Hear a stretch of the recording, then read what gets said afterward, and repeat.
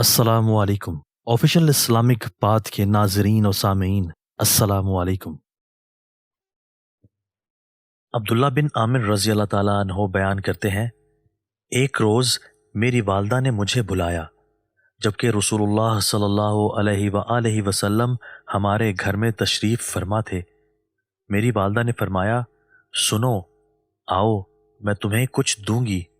رسول اللہ صلی اللہ علیہ وآلہ وسلم نے انہیں فرمایا، تم نے اسے کیا دینے کا ارادہ کیا؟ انہوں نے عرض کیا، میں نے اسے ایک کھجور دینے کا ارادہ کیا ہے۔ رسول اللہ صلی اللہ علیہ وآلہ وسلم نے فرمایا، سن لو، اگر تم اسے کوئی چیز نہ دیتی تو تمہارے ذمے ایک جھوٹ لکھ دیا جاتا۔ حضرت ابو ہریرہ رضی اللہ تعالیٰ عنہ بیان کرتے ہیں، کسی آدمی نے عرض کیا، اللہ کے رسول، میرے حسن سلوک کا سب سے زیادہ حقدار کون ہے؟ آپ صلی اللہ علیہ وآلہ وسلم نے فرمایا، تیری والدہ۔ اس نے عرض کیا، پھر کون؟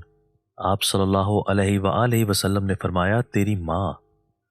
اس نے عرض کیا، پھر کون؟ آپ صلی اللہ علیہ وآلہ وسلم نے فرمایا، تیری ماں۔ اس نے عرض کیا، پھر کون؟ آپ صلی اللہ علیہ وآلہ وسلم نے فرمایا، تیرا باپ۔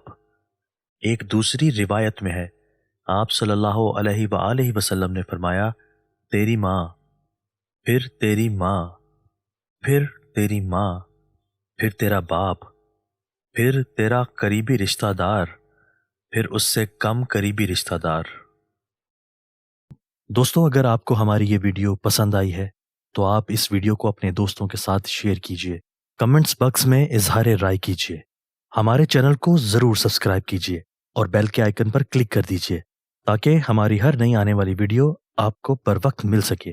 آپ کے تعاون کا شکریہ۔